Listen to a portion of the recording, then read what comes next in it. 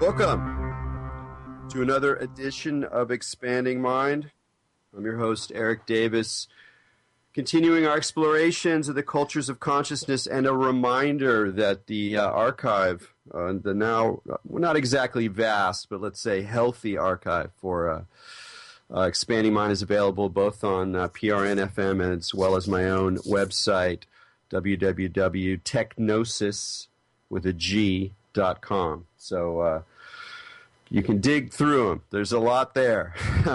And today what's been on my mind are as the models of the cosmos. I was thinking about one of the interesting things about cosmology is that for all the different ways that we might think of the world, different people, different philosophies, different political system, different balances of science and religion, rationality and mystery, that nearly all, at least educated people, have a vision in their head of what the cosmos actually looks like to some degree. We know where there's a sun, we're on a planet, we're floating around the sun is spinning around this galaxy, the galaxy is only one of billions of galaxies, and we have some basic sense or basic affirmation that that is the case. And it's kind of an interesting thing that even people who have very different religious views and views of alternate realms of reality, we all kind of settle on a loosely defined sense of what this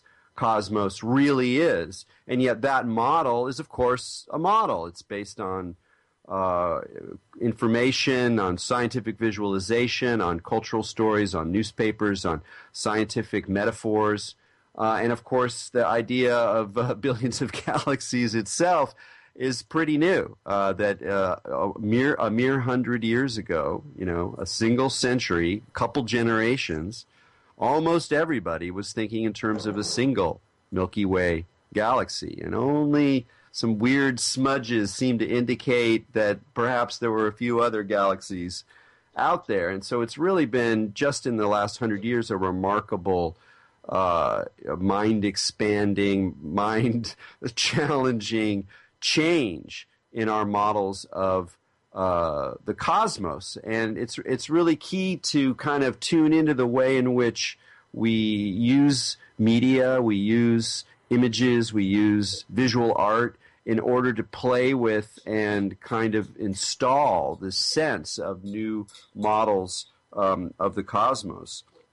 I remember when I first saw the film Contact, the Jodie Foster mixed bag film, worth seeing, some great stuff, some cheesy Hollywood bits as well.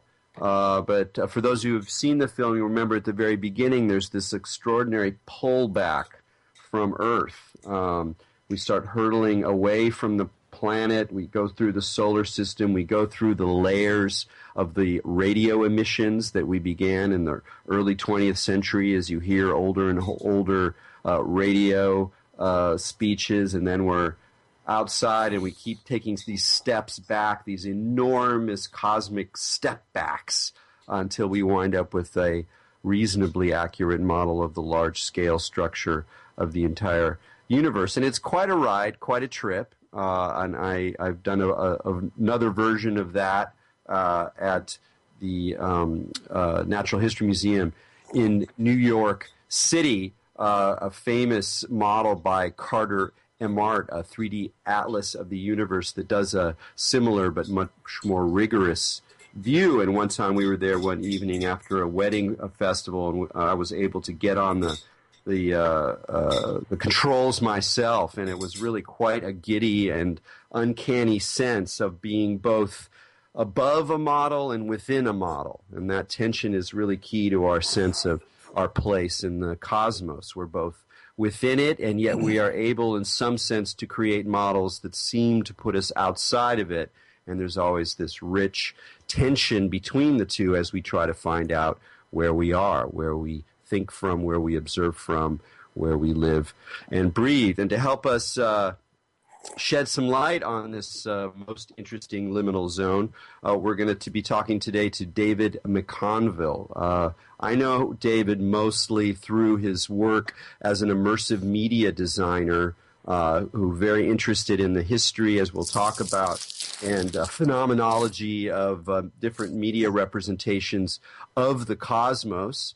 He also recently got a PhD in art and media from the Planetary Collegium, which is a very interesting outfit that brings together artistic and media and philosophical and big picture consciousness thoughts, and creating some very interesting zones in an often rather shut down academy.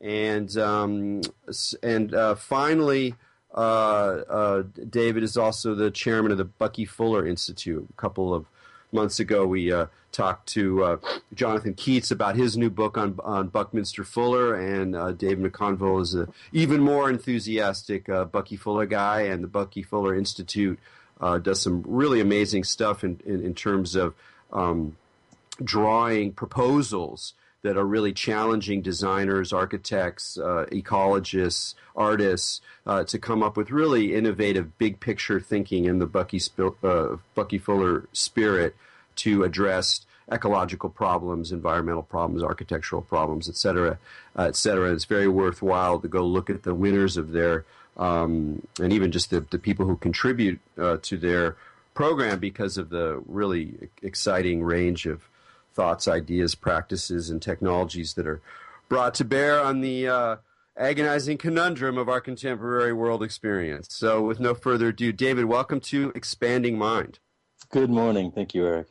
Yeah. Hey, so why don't you start off with maybe a little personal story about when you first really kind of grokked the consequences, the possibilities, and in some ways the real kind of central importance that models of the cosmos, whether they're a planetarium show or an ancient Ptolemaic design on a parchment paper, or an image in a film, when these models, how these models of the cosmos really kind of center us and become a site of artistic and intellectual work. When were you first turned on by that kind of cosmic model? How far back do you go? I mean, I think, I wonder, a lot of us in childhood, we had memories of these kind of overarching sort of existential questions. And I remember looking at the filaments of light bulbs turning on and off when I was young, just imagining like sort of the creation and the destruction of everything. And I think in many ways, we go through life sort of constructing our own, at least tacit vision of sort of what this larger structure is. But it wasn't really until after being involved with immersive visualization environments, particularly domes in the 1990s, that I was participating in the design of a museum that never got built, actually, but it was a museum of world mythology. And we were being asked to think about how to help kind of Middle America relate to Incan archaeoastronomy. And so I was working with an archaeoastronomer as well as the son of Alan Watts, sort of considering, how do you create visualization environments that really immerse audiences within kind of a first-person perspective to think about why certain structures were designed in the way that they were so that they would align with certain stars, and what was the significance of that, and why did that even matter in the context of the knowledge spaces for those cultures. And I really didn't have that much of a background in the history of science or science and technology studies or anything like that. I was mostly coming from audio engineering and a lot of kind of visual arts, and so it was fascinating to me when I stumbled upon this idea of knowledge spaces. It was particularly a book by David Turnbull called Masons, Tricksters, and Cartographers that really sort of opened up this world to thinking about the different ways in which we're constructing realities. And as we started really working through how to visualize these particular understandings and how we're kind of making sense of this big picture, I got increasingly interested in the contemporary attempts to do that. And I'd known some folks at the Hayden Planetarium, including Carter, who you just mentioned, and the work that they were doing with the Digital Universe Atlas. So I was really intrigued with all of that. And I'd also done some work in Japan with an artist named Mariko Mori, who was doing some kind of Zen Buddhist-inspired immersive visualizations in the late 90s. And so all of that sort of came together to cultivate a an inquiry into the nature of like how our attempts to model things are actually shaping the way we think about those things. And it's funny when you were talking at the beginning about going back to being a kid and looking at the light filament. It reminded me something that it's one of those wonderful things where I often forget and then I remember it again, and it really brings me a smile. So when I was a little kid, I would sort of do like a thought experiment version of this cosmological fallback, where I would sit there in my bed and kind of look up into the darkness of the room and imagine that, like, beyond that, like that the universe never stopped, like this idea of infinity. And I would kind of like, and I can't really do it anymore because I have these congealed adult models in my head that sort of prevent the existential rush that I would get as a kid when I would go, the universe doesn't end, and then the contradiction of that, the impossibility of this thing that doesn't end, or if it ended, there would be something beyond it, which sounds kind of trite in a way, but at that time was actually incredibly lively. I mean, it was almost having a transcendental experience with a sort of, thought experiment. And I really think that that's part of the key of these things, because you're talking about modeling here, not just in a scientific context, but you're talking about in an artistic context, someone with Mariko Mori who's also interested in different cosmologies and consciousness, and then also just the whole sort of return of the dome in the 1990s, at least in my experience. I'm not sure about yours, but in my experience was also bound up with the chill out tent and the sort of, kind of percolation of new cosmological consciousness ideas coming out of the rave scene, which was really interested in new media representations, the representations of the cosmos, creating immersive environments, was all part of this kind of mix. So it reminds me, and I think I'm sure you agree from hearing your talks and such, that one of the wonderful things about studying these models of the cosmos is that they combine this sort of, a scientific, rational view of how we can really structure or represent these relationships in space-time. And there's always this kind of cosmological dimension too, a more mythological dimension, a sort of opening to this sort of existential sense of where we are and how we find ourselves in the world. And the combination of those two things is really quite extraordinary, and I think felt by a lot of people, the sense of the cosmic, we might call it. That's kind of uncanny you mentioned that, actually, because I used to do the exact same thing, lying in bed, sort of having this existential rush, imagining, the expansiveness of space-time. And I wonder if we did a survey of kids, like how many kids are sitting around the world right now, sort of just defaulting to that. And and strangely, like, I don't know how I quite, because I wasn't, within a scientifically, educated family per se, and I, actually raised a very religious household in the American South, and so I didn't have a lot of exposure to things, but somehow I intuited as a kid the entanglement of space and time, and I was thinking about, like, going back further and further and further in time the further I went out. And I just, I've always wondered just where these memories come from, like the degree to which when we come into this world, we're somehow carrying some deep intuition about the nature of the weirdness of it all. And, and that's kind of the before, as Fuller would say, before we were de-geniused, before we were entrained to think about things in a certain way, that we could really get high on just those types of imaginaries and just allowing ourselves to explore what that really is. And maybe that's directly connected to, why so many of us were involved in this kind of resurgence of media tools and virtual reality and everything in the 1990s, because it was really reopening that space. I know that's how I re-entered into a lot of it, was through an interest in kind of immersive media and VR, and the domes definitely kind of coming out of the reappearance of geodesics on the festival scene, but also they became more of a sort of collective space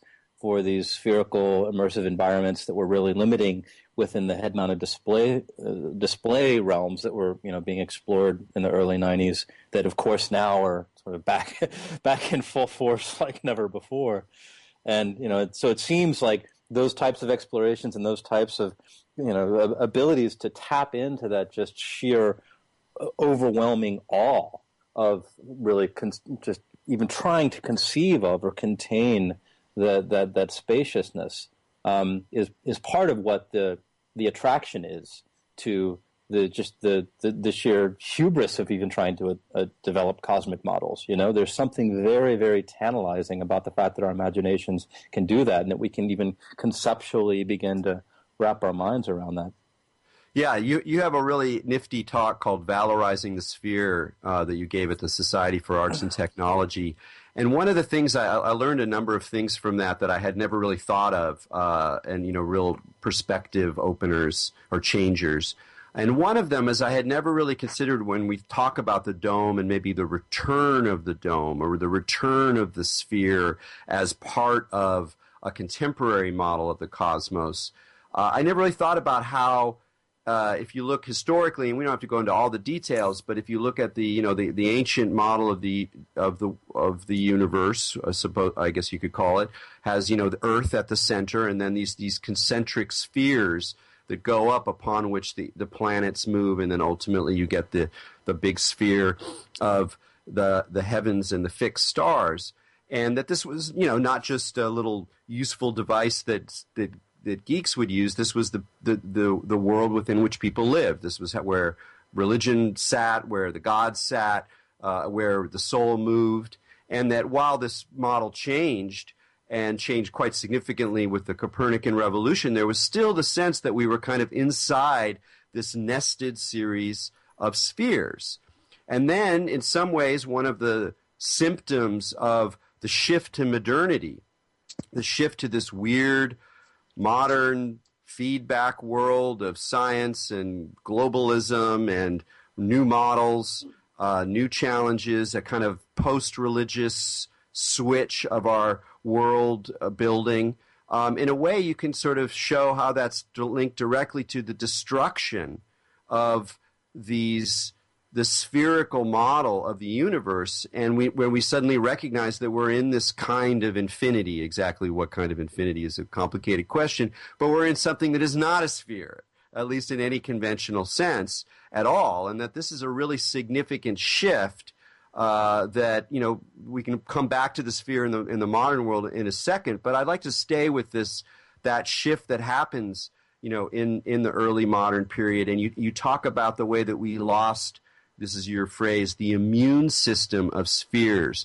Could you talk a little bit about that a sense of the sphere as a kind of immune system that at some point we lose in our model of the cosmos? Absolutely, and actually, that term was coined by Peter Sloterdijk, the German philosopher. He has a trilogy about the spheres that I discovered halfway through my own research. So it was particularly interesting because I thought I was on some sort of unique tangent, and as usual, sort of resonant philosophies begin appearing. And the way in which he describes it is, that it creates this kind of comforting container that allows us to account for this overarching structure. And one of the real consequences of what happened on really the dissolution of those spheres within the European imagination that I really tried to look at was what did that really imply with regards to how we understood where we are and how we understood the heavens and how we understood Earth, and sort of this binary division that used to be, I think, very, very central to the ways of thinking about heaven and earth, at least within the context of Western philosophy, and the ways in which, Aristotle was kind of thinking about earth as feminine and corrupt and the heavens as kind of masculine and perfect. And that what began to happen was as the metaphors began to shift, particularly with regards to some of the ideas around this paradoxical notion of that was first used sort of in Hermetic lore of God being, the center being everywhere and the circumference being nowhere, and that being a metaphor for God. That Nicholas of Cusa later transferred that into a metaphor for the universe. So that really started to destabilize these sort of relativistic sensibilities that was really central in terms of those metaphorical shifts that enabled Nicholas Copernicus, I think, to begin to push these imaginations of how it is we're thinking about our relationship to all of these other moving bodies that really started to destabilize the sense of this very, very stable universe, of this kind of predictable container of the heavens that we could look forward to, transcending into when we die. And that as a consequence really was extremely significant. I don't think it was just a consequence of modernity. It was really, I think, one of the seated conditions of it, whereby, whereby we really started to see this dissolution of the distinction between heaven and earth. And that idea of what's now called the Copernican principle and the mediocrity principle was that as the laws of celestial mechanics were discovered, and explorations in chemistry and physics, the idea that this place is just like everywhere else. And that was, I think, far more traumatic than just the idea that Earth isn't at the center. That in many ways it wasn't, as is often said, it wasn't Earth that was dethroned or humanity that was dethroned from being at the center, because it was actually thought to be kind of the worst place to be. Hell at the center with Dante, of course, but that heaven itself disappeared. And so that was really, what sort of catalyzed, as you're referring to, this kind of post-religious, angst that Nietzsche's madman was referring to when he said, God is dead, and, who gave us the right to wipe away the horizon? And I totally agree with you. It's actually kind of interesting, I think, to think about how widespread that incorrect idea is, the idea that in shifting to the Copernican model, we dethrone the egoistic centrality of Earth and human beings, which is how a lot of historians of science or just contemporary thinkers phrase that shift, when in fact it was something very different, because as you said, the Earth was not the great place to be. It was the bottom rung of the ladder. It was the pit, essentially, and it was the higher spheres where all the action lay. And so it's almost like we can't quite see what the real consequences of that shift were as we entered into a modern world where things were destabilized but also made more equivalent. And then the other thing that happens when we lose the heavenly spheres and suddenly all we have are just vectors in something like space-time, although they don't think of it as such, obviously, but more or less you just kind of keep going and you get that horror of the voids that Pascal talks about, the sense that there's just this great void around us, and that we're just sort of spinning free in. Is it a very modern sense, a very a disturbing kind of uncanny sense? But there's something else that happens too that in a way sets up the return to the dome in the 20th century, which is that there's some lingering aura of the heaven or the sacred that infuses this new void.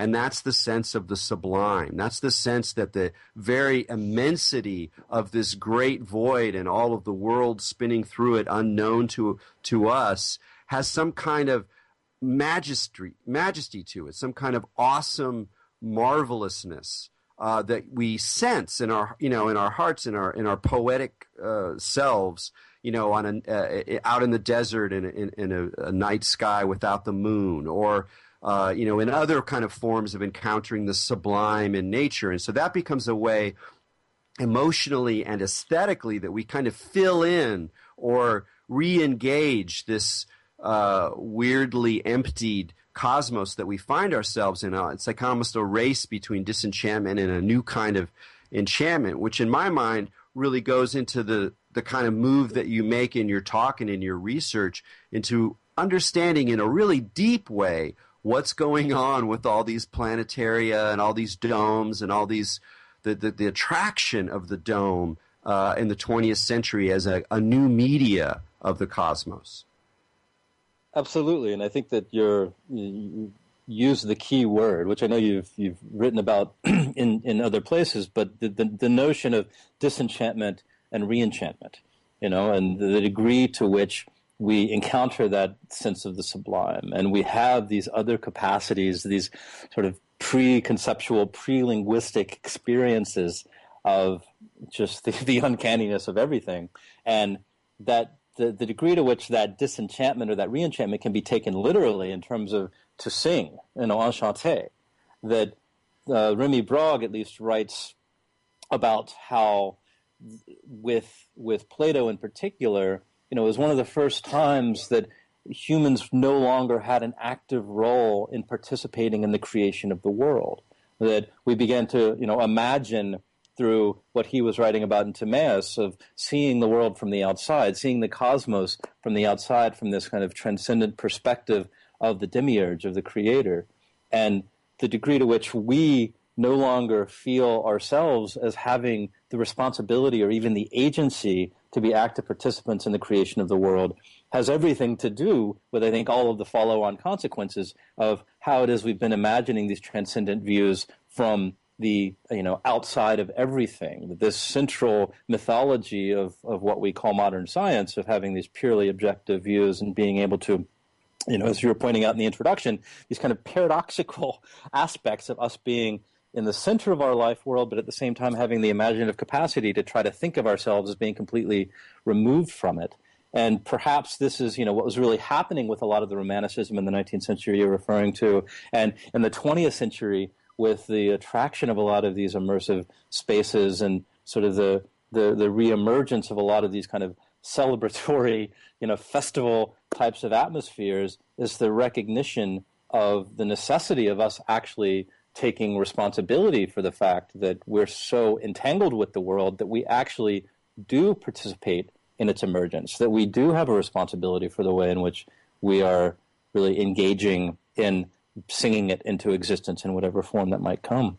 No, I love this. I want to stay with this idea that the part of what we see with culture, with poetry, with festivals, with particularly the immersive or kind of enchanting side of media is an attempt to kind of balance the sort of disenchanted experience of the world as a place that we can only approach in a kind of detached, quote-unquote, objective view, which is itself a sort of residue of a transcendentalist view that's looking down on the earth. It's kind of this urge that or desire to kind of balance things out. But what makes the cosmology stuff different is that a lot of that romanticism, that desire for immersive experience, for re-enchantment, a lot of it gets kind of derailed into escapism or, pleasure, entertainment. It's fine, but it becomes kind of a little bit dumb, at least in many expressions. Yeah. And what's interesting about this cosmology stuff, if you take like Carter's wonderful model of the universe, is that it provides all that juicy, immersive experience, and yet it's linked to knowledge structures, information structures that emerge from that objective, scientific kind of point of view. So there's kind of a sweet spot there that I feel like your work is kind of driving towards, where it's not just about the recovery of the mythological or the enchanted, but it's a way of bringing that into dialogue with our knowledge, with our more objective or more scientific knowledge, in a way to affirm that we're here, that we're in this system. We're moving forward as it's hurtling forward. We're not just detached observers or alienated intellects. Absolutely, very well said.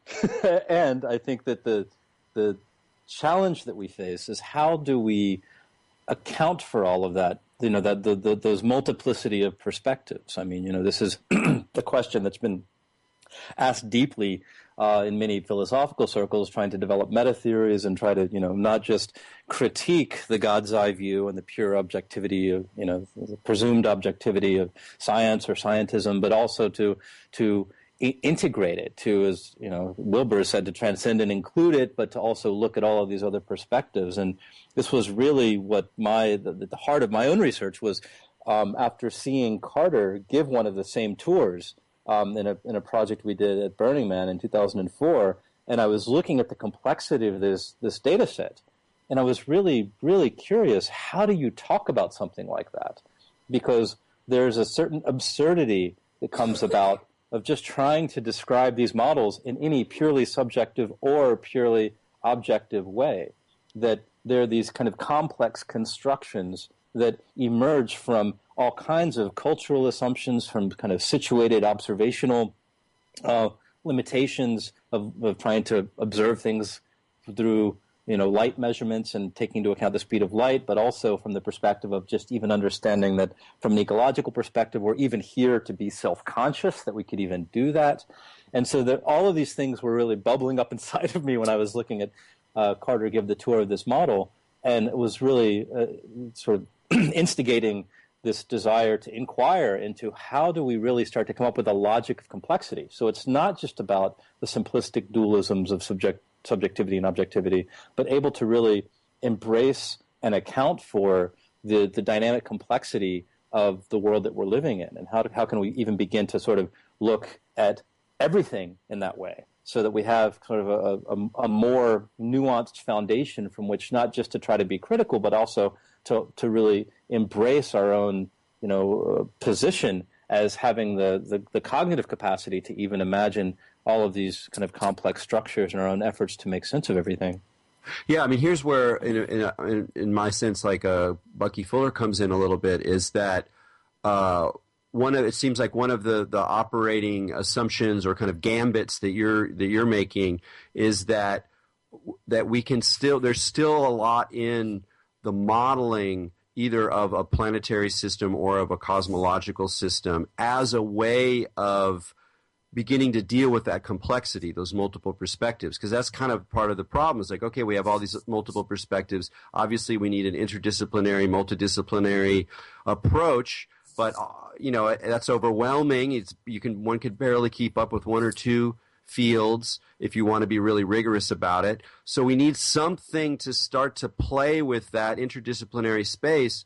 Why not come up with a new critical but also engaged way of modeling the very complexity that we're talking about in terms of the planet, its flows, its surfaces, its relationships, or in terms of the larger cosmos. So could you kind of hone in on that a little bit in the sense of what do these models still hold for us now, and as we attempt to deal with all this complexity?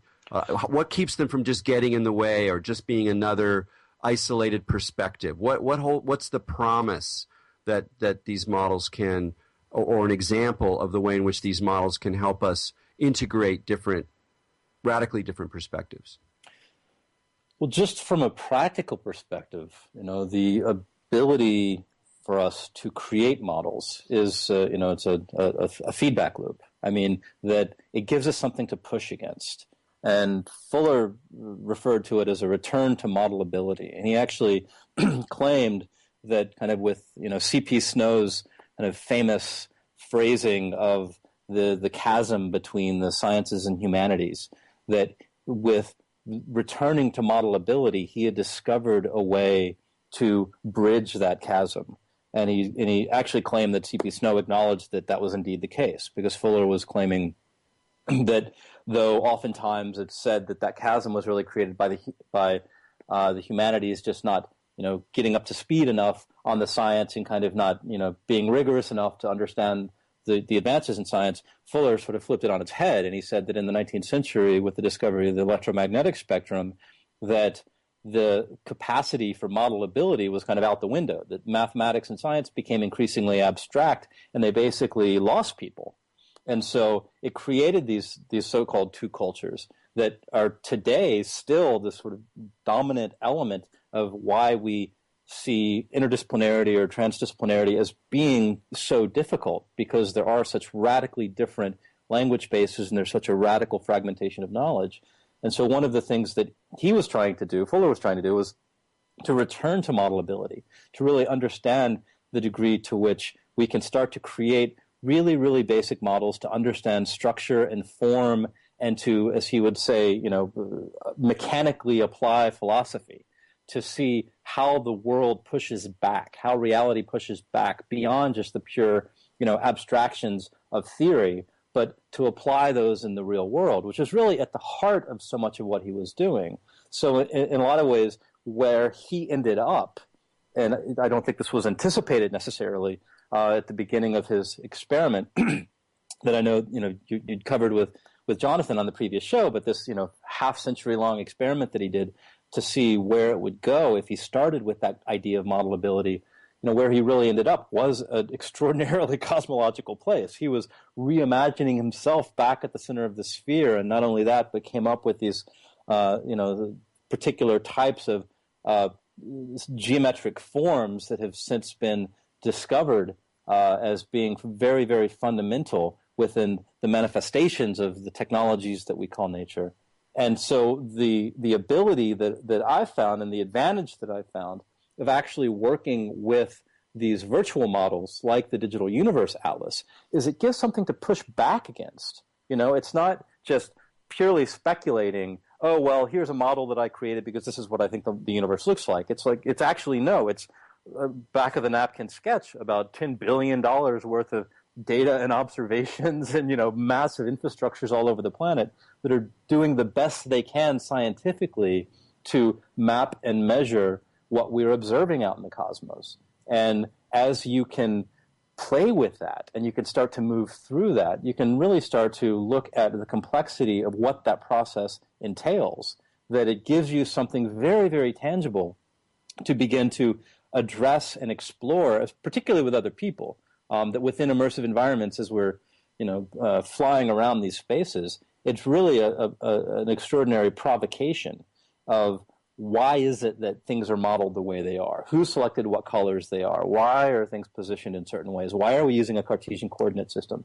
That it's just an extraordinarily practical way to engage in dialogues and discourses that would otherwise be extremely abstract and difficult for non-specialists to comprehend. No, I think that's really, really wonderfully said, and it reminds me also of one thing I've been thinking a lot lately, which it's not an uncommon thought, but one of my disappointments with how science is currently functioning, kind of in the mass media or in the way in which scientific news gets reported, or how people sort of imagine the scientific information coming into their lives, is that there's this great naivete about, and also a sort of a little bit of a spin on the science side with how models function. So, for example, if we those beautiful multicolored images of exploding galaxies that NASA will hand down to us on occasion, are of course highly constructed objects that take in very abstract forms of data and find all sorts of ways to translate that into visually arresting and to some degree informative ways of modeling this information. But the way in which they get spread about, it's like the way in which the model itself is just a move in an ongoing game of negotiation with nature and with our own concepts gets erased. And so it's just here's this new thing. Look, the brain lights up. And you're like, great, it's a brain lighting up. And it doesn't mean that the models aren't useful, because that's the other side. It's like, oh, this is just a problem. It just gets in the way. Only the real scientists who can actually understand the numbers are really going to be able to deal with it. This is just kind of a publicity thing. And that's not right either. And it seems like we're getting there, but we still have a ways to go in terms of engaging the richness of the model so that it can do this intellectual work, but also come with sort of, scare quotes around it. Remember, guys, this is just a model. Let's iterate. Let's keep it going. I know these are concerns of yours, but I'd like to hear you talk a little bit about what you would like to see happen, or what you think you're seeing happening in a positive sense in terms of the ways that, let's say, our new immersive technologies or the oncoming of real deal virtual reality or other kinds of media immersive environments, how we're starting to move towards these kinds of rich, open-ended but still rigorous models of global and cosmological conditions. Well, I think the opportunity is to do exactly what you're suggesting. That in the context of education, for instance, the holy grail is kind of metacognition. It's the process of learning about learning and thinking about thinking. And what these models provide and what these tools can really provide is a way for us to understand how the process of modeling actually occurs.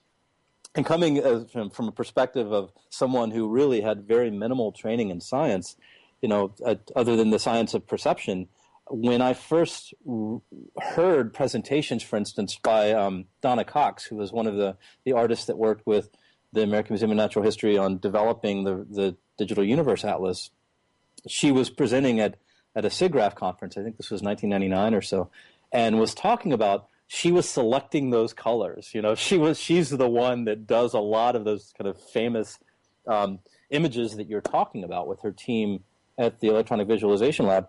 And she was saying how much it annoys scientists sometimes when she's talking about that, her own aesthetic decisions, the role that her own agency plays into singing the world into existence. So in a sense, it's like she was the artist re-enchanting things that are designed to really provoke the type of reactions that you're talking about. And I find that instead of just trying to sweep that under the rug, the utility of these tools is to really dive into that, to lean into that, to understand, well, what does that mean that we have the capacity to be modeling and creating these worlds, that we're actually constantly in the process of world building? And in order to do that, let's develop as many tools as possible so that we can understand all of the complex parameters that go into creating something like that. I mean, and this is what hooked me. So I'm kind of in a sense my own guinea pig too. I'm looking at like, wow, when I found out about this stuff, my mind was blown and I just wanted to find out more. And I find that after going around for many years with these inflatable, blow up domes that I invite people to come in for a tour of the universe, that by the end of it, we're having these, conversations about philosophy and ontology and cosmology and the history of thought and humans being the universe, becoming aware of itself. Like all of these things can be provoked by really trying to find ways of thinking about our own thinking, by really taking that more metacognitive stance so that there's not just this suspension of disbelief, but it's what I like to call the suspension of belief, that the whole notion of going into immersive environments and thinking about how it is we create, better kind of entertainment products is really predicated on that idea that Samuel Taylor Coleridge introduced in the 19th century of suspending our disbelief. And he said in order to do that, you had to have what he called poetic faith, right? And so when you go into an immersive experience, you go into a movie and you're just kind of like dropping any type of, criticality, that you're suspending that disbelief. But if we really enter into it from another perspective, it opens up an entirely new realm of opportunities that I think are what these tools are really, really good for. No, I think that's really wonderfully said, and it reminds me, it's a slightly tricky thought, but it feels like, if there's this tension between the sort of non-critical, immersive, poetic experience and then the critical, either scientific or sort of more whatever philosophically critical view that's suspicious of that kind of immersion, suspicious of that kind of joy or that kind of sense of awe or those kinds of aesthetic questions. It almost feels like, you can't just say we got to merge these two because I don't know what that means. But I think that we can bring them more and more tight. They can become more and more tightly coupled so that in experience there is this sort of space of metacognition or of criticality, and simultaneously within critical thought there's this kind of always this sort of ambient memory that we're always still constructing, that we're always still part of the poesis of the whole thing, even if at that moment we're performing as critical thinkers. And it's something that I get really frustrated with in a way, both sides of the equation. I get tired of the kind of lack of criticality amongst immersive folks, and vice versa. How many intellectuals, critics, scientists remain really naive about the ways in which they already are part of a poetic universe, and that there's no way out in some sense. So we might as well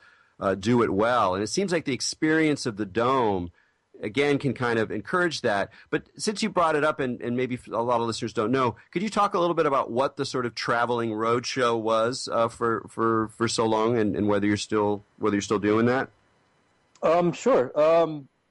I founded a company back in 2003 with an optical engineer, and we were developing hardware and software, like fisheye lenses we would put on projectors and inflatable domes that would allow us to kind of rapidly set up these immersive spaces. And it was really in one of our first projects was doing this Museum of World Mythology and this project at Burning Man with Carter. And so that sort of evolved into the use of this immersive space with that kind of powers of 10 influenced visualization of the Digital Universe Atlas. And that became a practice that I had for many years, where I was basically going around performing to as many and as varied audiences as possible to explore that question of, like, how do you talk about that model? And so that really became a central part of the research that I was doing for my dissertation, was looking at it as a performative practice, really, and a kind of a practice-based research project to see if I'm trying to lead people through this virtual cosmic tour from the surface of the Earth out to the cosmic microwave background and back for an hour. How do you talk about that? How do you account for all of that complexity? How do you really try to cultivate a kind of metacognitive understanding of all of that? And so I was fortunate enough to be able to do that for many years to an incredibly wide range of with an incredibly wide range of participants, including people from different knowledge traditions, different religions, people that would have their own type of rituals that I would participate in, and then invite them to come and sit in the dome to do what I was calling cosmotroping at the time.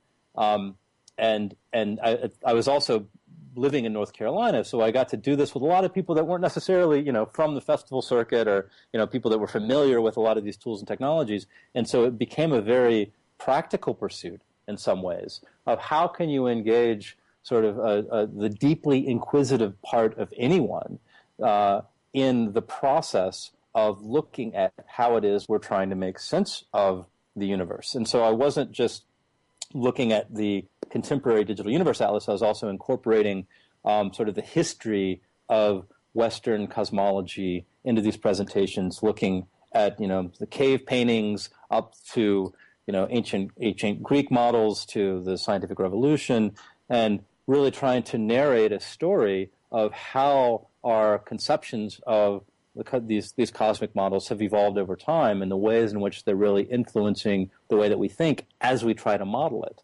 So it's the whole idea that as we are working on actually creating the models themselves are influencing the way that we think. And so within this immersive space, it was possible to really explore that from many, many different perspectives and many, many different routes over the number of years that I was doing it. And I'm still doing it occasionally, and actually ended up doing a project funded by the National Oceanic and Atmospheric Administration with science centers all over the U.S. called the Worldviews Network, where I worked with scientists and folks that were from various Native American tribes, and as well as delegations from indigenous communities in South America to imagine the ways in which these tools can be used to talk about these modeling processes and these different cosmologies from all of these different perspectives, and not just having Western scientific rationalism as kind of the overarching view that trumps everything else, but that it's one more kind of knowledge base, and to really explore how it is we could respectfully explore these different ways of knowing the world, and to really try to understand how they can cross-pollinate and inform one another. Absolutely. I mean, that's I think one of the reasons that people are drawn to indigenous or Hermetic, Platonic models. I mean, maybe it's not widespread, but there's certainly a lot of modern people who are interested in these things, people who weren't otherwise associated with those worldviews entirely, is because they provide these layers of resonance and connection, not just in terms of the question of modeling, because in a way, to speak kind of critically, a lot of what religion is, or certainly religious cosmologies, are models. A religion is kind of a model. Well, it might be like this. Now, most people are practicing it, don't think of it that way, and that's, raises other questions. But for me, I approach religions in many ways the way I would approach your immersive environment. Well, come on in. Go for the ride. See what happens. try to sense how the questions that are raised and how people are resonating with it in different ways. It doesn't really bother me that much that it's just a model and that other people, quote unquote, really believe it. Like, that's another problem. But there's a more productive and creative way where we look at these as so many models, and that we are pointing towards some place where the models begin to feed back on one another, or they begin to superimpose themselves, but they also splinter. And that's part of what you're showing too, is it's not just that kind of new age idea that like all the things end up pointing at one big hierarchical model. No, it's that we're trying to navigate through very different worlds, and there's not going to be that integration on either side. You can't escape, the poetic model if you want to, and at the same time you can't just hide from the consequences and the knowledge that's produced through science. Absolutely, and I think that the that balance of criticality and enthusiasm, it can't be emphasized enough. In terms of the significance of how it is we engage this material, and we stay non-attached enough to even explore what these ideas are. I mean, Robert Anton Wilson used to talk about reality tunnels, and I mean, maybe these are a bit like reality spheres that, in particular, as the interfaces of these head-mounted displays and so-called virtual reality becomes increasingly commonplace, I think that they're going to start having an effect on the same way that mediation devices affected the modern paradigm. That it used to be with the linear perspective and the magic lantern and the camera obscura, like all of these different tools really entrain certain ways of thinking in very linear ways. And as we move into this kind of more broad spherical perspective, and people start becoming used to the idea of being in interfaces and putting bubbles over their head so that they can jump around between realities, perhaps this is an opportunity for us to use these tools in such a way that they can really begin to, if not re-entrain, at least begin to loosen up the ways in which we're really conceiving of our ability to fluidly move between these different worldviews and to really acknowledge and recognize all of those different structures and capabilities that we have within our own consciousness to experience the world through all these different lenses. No, that's really wonderfully said. It's one thing I've noticed being around the media art scene in the 90s especially, and into the 2000s. I was always sort of interested in the VR, the immersive, the cosmic, the mystical side of it. That was always part of my beat, but I was spending a lot of time with more critical, intellectual, politicized thinkers and artists, and a lot of them were incredibly hostile to ideas of immersion. And it still is the case. I mean, I think it's the same way that we've been talking about, that not just scientists, but also so-called critical thinkers are often extremely reticent to immerse themselves and to appreciate or affirm immersive experiences because they see it as somehow threatening, because it's irrational, or it's just ideology. And those are good questions. We have to remember that they're just models. But there's also this kind of resistance, and it feels to me like, I think part of the thing we're going to be looking towards is something like what is the philosophy or the world views that come out of really robust immersive technologies, where you have to engage the richness of that experience, and at the same time not just detach and just dive into the new reality tunnel, which I'm afraid many people will do for all sorts of reasons. But at the same time, we have to come up with other ways of understanding the possibilities, the poetry of immersion itself, not just see it as a kind of threat to thinking or a threat to critical consciousness.